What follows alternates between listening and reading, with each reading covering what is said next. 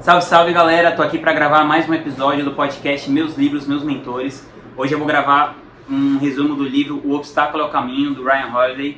Para quem me acompanha sabe que ele é um dos meus autores favoritos, quiçá meu autor favorito. Esse livro é muito inspirado pelo neo-estoicismo, né? Como a maioria do trabalho do Ryan, principalmente pelo Marco Aurélio, Sêneca e o Epiteto. Esse livro é muito inspirado também pelas meditações do Marco Aurélio, principalmente por essa frase: o que impede a ação, favorece a ação. O que fica no caminho, torna-se o caminho. É a partir desse fragmento do livro das meditações do Marco Aurélio que o Ryan desenha toda a construção do livro O Obstáculo ao Caminho. Ele fala sobre como a gente pode superar os obstáculos em 3 partes. Parte 1, percepção. A percepção é fundamental. No livro, o autor fala sobre como a gente pode controlar a nossa percepção através do controle das nossas emoções. E ele fala para a gente observar situações através de uma perspectiva. Como que a gente pode fazer para se concentrar no momento presente, ao invés de ficar conjecturando sobre o futuro, o que vai ser, ou ficar remoendo um passado que já aconteceu. Porque, de qualquer jeito, você está conjecturando no futuro no agora e pensando no passado do agora. Então, ele fala para a gente se concentrar no momento presente, naquilo que está acontecendo.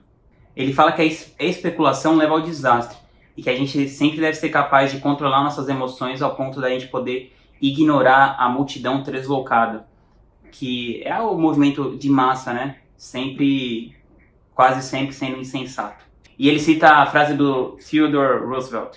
Ele fala: o que esse homem precisa não é de coragem, mas de cabeça fria. E isso ele só consegue com a prática, controle emocional. Para controlar os nervos, o Ryan recomenda que você haja com muita objetividade. Qual que é a melhor maneira de agir com objetividade? É tirar o material subjetivo da equação, que geralmente é você mesmo. Você não vê como que é fácil a gente dar conselho para os nossos amigos e muito difícil a gente seguir esses próprios conselhos que a gente dá para os nossos amigos, porque aí existe o elemento subjetivo da equação, que é sempre você mesmo. E quando você tirar você mesmo da equação, você vai conseguir enxergar aquele problema de maneira cristalina e a solução vai estar bem na sua frente. No momento que eu gravo esse vídeo, eu estou gravando aqui na minha casa, estou gravando com meu celular, assim, sozinho, né? Não estou lá com a equipe da empresa, que eu geralmente gravo lá na Ingratitude. E porque a gente está passando por uma pandemia do coronavírus. Então tá todo mundo de quarentena, em casa e tal.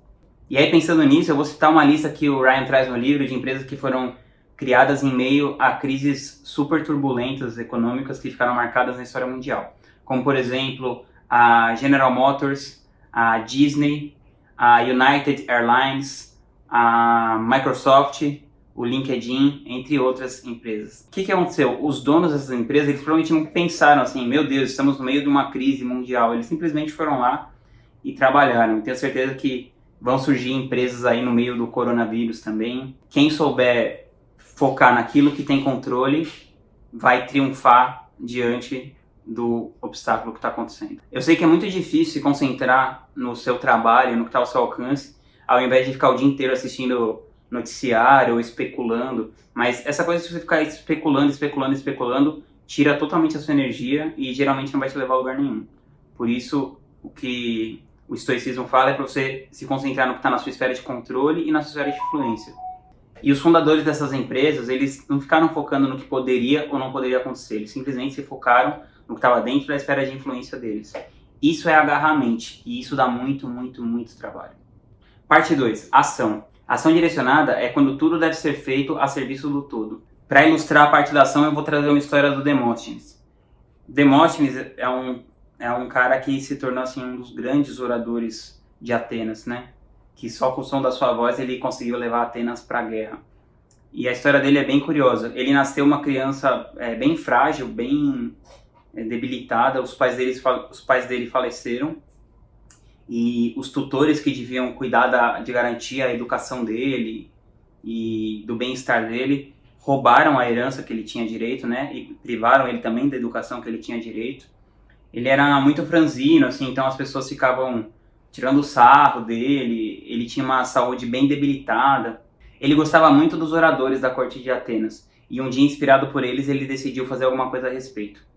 Então, apesar de todas as coisas que depunham contra ele se tornar um grande orador, ele foi lá e fez o que ele poderia fazer. Primeiro de tudo, ele cortou metade do cabelo dele. Tipo assim, ele pegou metade do cabelo dele e raspou. Porque ele queria que fosse vergonhoso demais encontrar com outros seres humanos enquanto ele estava se preparando para fazer isso. e ele tinha tipo um estúdio, assim, um esconderijo meio embaixo da terra, assim, e ele treinava lá e ele ficava só treinando lá. Depois ele começou a decorar discursos de outros oradores e fazer esses discursos com pedregulhos na boca, uma coisa bem bruta para ele poder ter o resultado que ele esperava. E foi através desse trabalho duro que ele se tornou um dos maiores oradores de todos os tempos. E quando perguntaram para ele quais eram as 3 coisas mais importantes em relação à oratória, ele falou: ação, ação, ação. É muito curioso que o Ryan fala no livro, né? Os seres humanos são pensadores de A a Z, que se afligem no A e são obsessivos com o Z, mas eles esquecem tudo o que acontece entre o B e o Y. A gente deve gastar bastante tempo criando a rotina ou o processo, mas depois disso subordinar a força e o medo ao processo. Confie no processo. Só siga o que você mesmo determinou que seria bom para você. É lidar primeiro com os problemas que estão bem diante dos seus olhos. E aí, a partir desse momento, existe ação. E quando entra ação, a verdade desaparece. Como você faz qualquer coisa, é como você faz tudo. A gente sempre costuma falar pra gente mesmo que quando melhorar a situação, quando a gente tiver num momento melhor, aí a gente vai começar a agir. Mas não existe isso. O momento melhor é agora. Você vai melhorar muito mais o seu resultado, o seu bem-estar, se você pensar em progresso ao invés de pensar em perfeição. Fazer o que se deve com aquilo que você tem é a personificação do pragmatismo. Ao mesmo tempo, você tem que se preparar para que nada disso funcione. A gente tem que estar disposto a jogar os dados e isso não dá em nada no fim do dia e a gente tem que recomeçar tudo de novo. Mas sempre com ação em primeiro lugar. Uma história muito interessante sobre isso é o caso da criação do iTunes. A Apple, quando eles criaram o iTunes, no começo dos anos 2000, a Apple ela tinha uma parcela muito pequena do mercado de computadores. Então, o que o Steve Jobs fez? Ele usou o fato da Apple ser pequena, que seria uma coisa que atrapalharia, né? Porque para quem com quem era mais fácil as gravadoras ou quem quer que seja negociar? Com a Microsoft, que tinha, sei lá, 70%, 80% do mercado, ou com a Apple, que tinha 5% do mercado, 10%? Então foi uma jogada muito, muito inteligente do Steve Jobs. Ele usou o fato de que a Apple era pequena para chegar nos caras e ele determinou um preço para a indústria inteira de música, né, que era tipo $1 por música e $10 por álbum. E a Apple ficava com 30% de tudo. E ele falava, e quando ele foi negociar com os diretores das gravadoras, né, da Warner, das grandes, né, as 3 grandes, a Warner, a Sony, a Universal e a EMI, né, tinha a EMI ainda na época, as 4 grandes gravadoras que detinham, sei lá, 70%, 80% do catálogo mais importante do mundo. Para negociar com eles, ele falou: bom, mas se isso não der certo, a Apple só tem 5% do mercado, qual que é o problema e tal. E aí ele conseguiu tornar esse obstáculo, né, que a Apple era uma empresa pequena, e ele agiu para que aquilo acontecesse. Então ele pegou tudo que estava dentro da esfera dele de influência, fez pressão, até que quando ele foi lançar o iPod com o iTunes, as músicas estavam lá disponíveis. E você vê como que essa coisa também do timing, né, não tem nada a ver com isso, mas é engraçado. A Microsoft antes, agora eu não lembro o nome do serviço, mas a Microsoft tinha lançado um serviço de assinatura que era similar ao Spotify.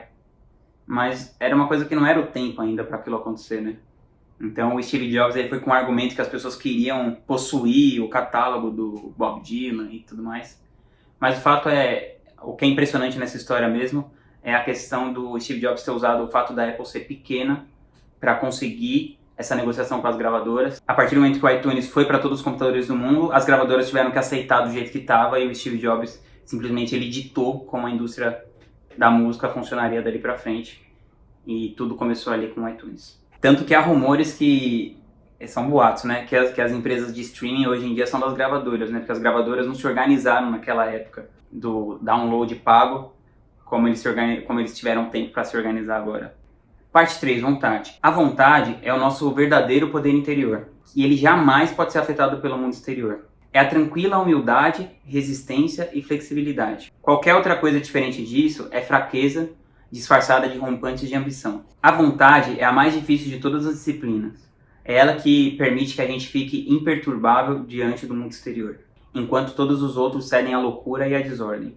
Em todas as situações nós podemos nos preparar para tempos difíceis, aceitar o que somos incapazes de mudar, administrar nossas expectativas, perseverar, aprender a amar o nosso destino, o que nos acontece, o amor fati, nos submeter a uma causa maior que nós mesmos e sempre nos lembrar da nossa própria mortalidade. Outro ponto que o Ryan traz nessa parte da vontade é que a gente tem que pensar negativamente. Tem muitos empreendimentos que falham, muitos negócios, muitos relacionamentos por coisas que são razoavelmente previsíveis. A gente precisa pensar em tudo que pode dar errado antes de começar qualquer coisa. E um número muito grande de pessoas simplesmente se recusa a pensar que alguma coisa pode sair diferente do que ela planejou inicialmente. O Mike Tyson, depois de perder toda a sua fortuna, resumiu isso em uma frase. Ele falou que se você não for humilde, a vida vai te impor humildade. Ou seja, espere o melhor, mas se prepare para o pior. E eu quero deixar aqui os pensamentos finais do livro. Ver as coisas como elas são, fazer o que podemos, suportar o que devemos. O que bloqueou o caminho, agora é o caminho. O que certa vez impediu a ação, agora é a ação. O obstáculo é o caminho. E também eu queria deixar algumas leituras recomendadas pelo livro. Meditações de Marco Aurélio, Discursos por Epicteto e Cartas a um Estoico do Sêneca. São 3 livros incríveis. E se você tirou algum valor desse vídeo, eu queria pedir para você dar um like, se inscrever no canal. Logo mais estamos junto para outro episódio do Meus Livros, Meus Mentores. Tamo junto.